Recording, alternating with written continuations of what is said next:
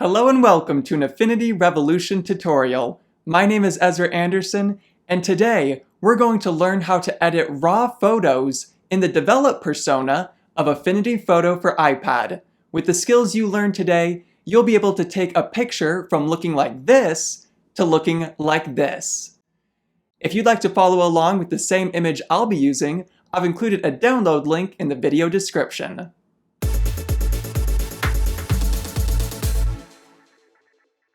In today's tutorial, we'll learn how to use Affinity Photo's Develop persona to edit raw images. For those of you who don't already know, a raw image has more information than a JPEG, giving you greater flexibility while editing.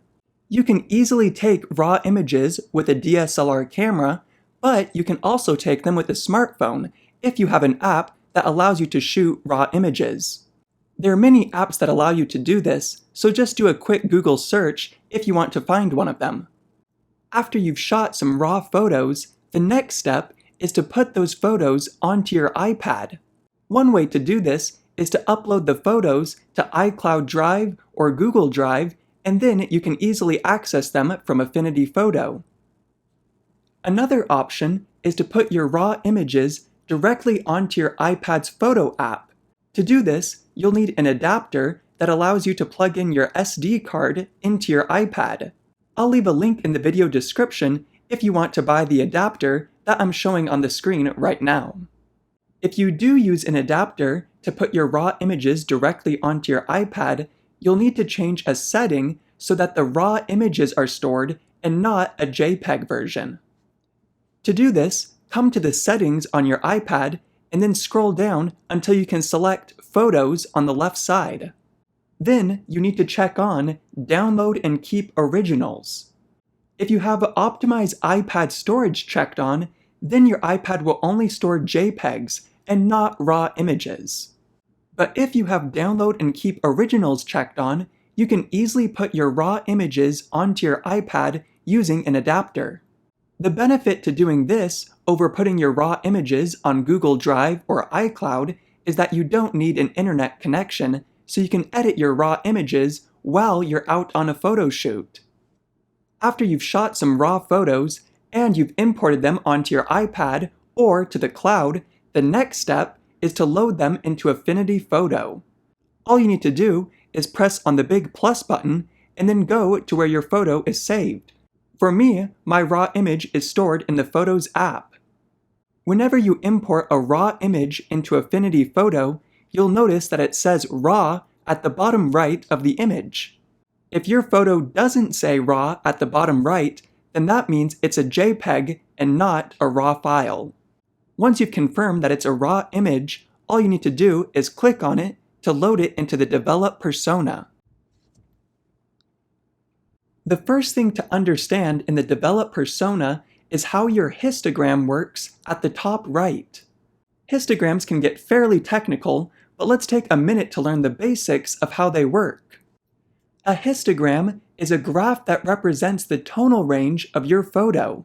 As we move from left to right on the x-axis, we go from the shadows to the highlights. On the y-axis, we see how often that tonal range appears in the photo. Usually, an ideal histogram is somewhere in the middle, with your photo not being too bright or too dark. If your photo is too dark, then the histogram will be pushed to the left side. If your photo is too bright, then the histogram will be pushed to the right. However, there are exceptions to this rule. For example, if you photograph snow, then your histogram would be pushed very far to the right because snow is very bright. On the other hand, if you took a picture at night, then your histogram would be pushed to the left because everything is very dark. But normally, when you're taking a picture during the daytime, your histogram should be somewhere in the middle. By understanding how the histogram works, you can better edit your picture inside of the Develop persona by knowing which sliders to change. Throughout the rest of this video, we're going to take a look at what all of these sliders do and when you would use one slider over the other. In the first section, you can see that we can change the exposure, black point, and brightness of our photo. As I bring the exposure up, you'll notice that the photo gets very bright. However, when I bring the brightness up, my photo also becomes brighter. So what's the difference between these two sliders?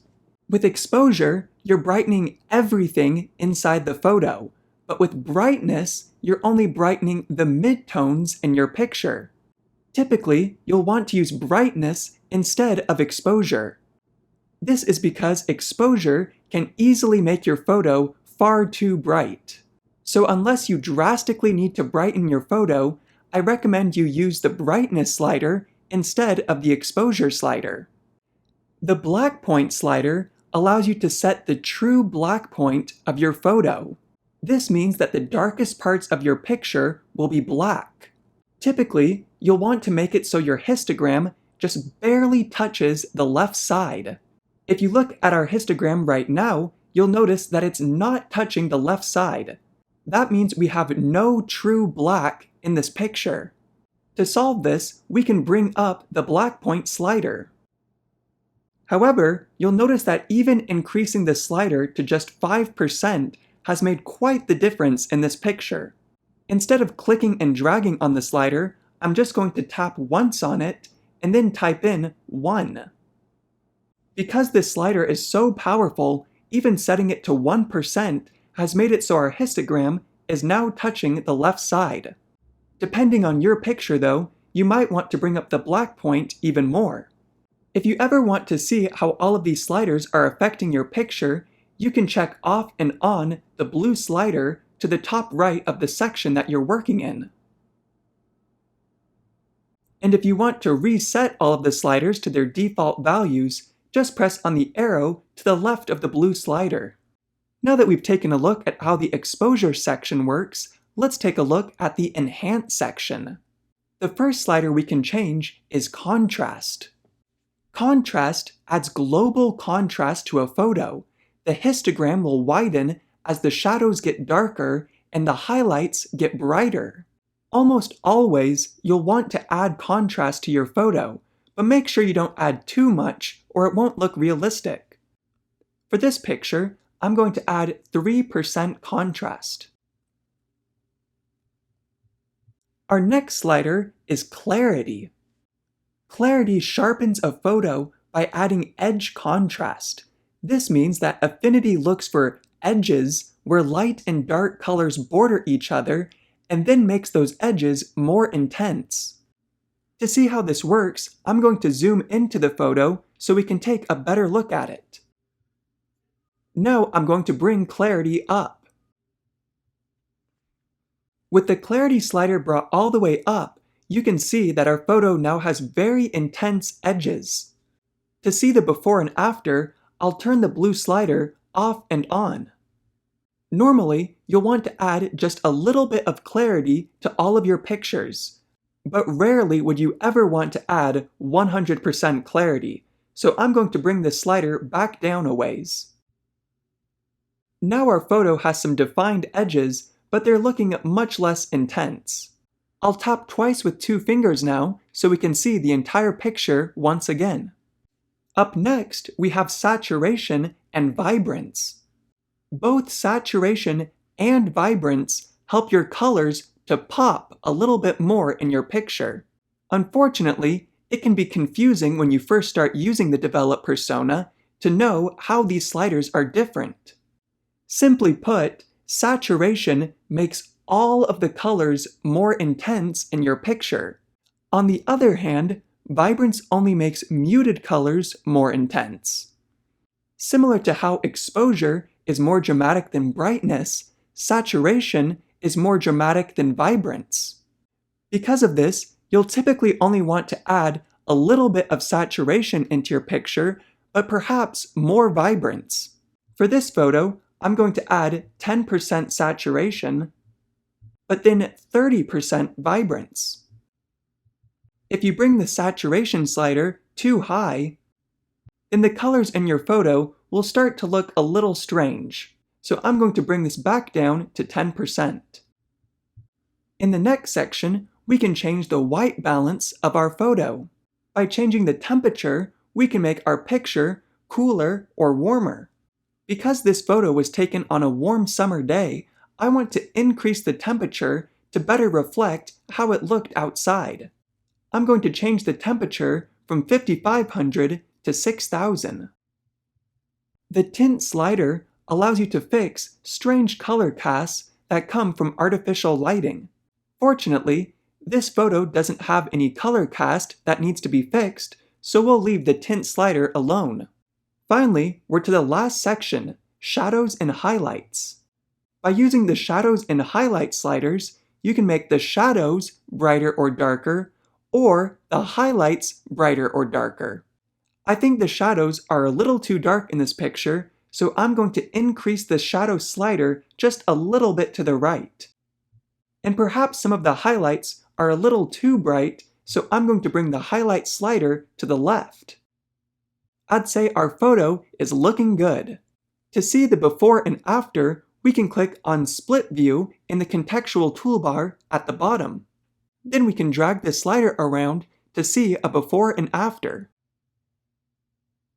When you're satisfied with your edits and you're done working in the develop persona, you can develop your picture.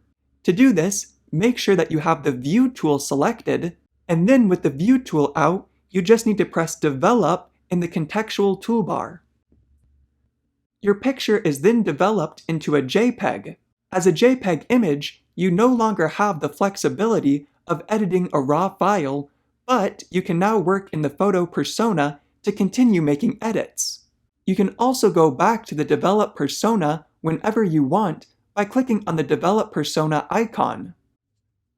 However, just know that you're now working with a JPEG image and not a raw file.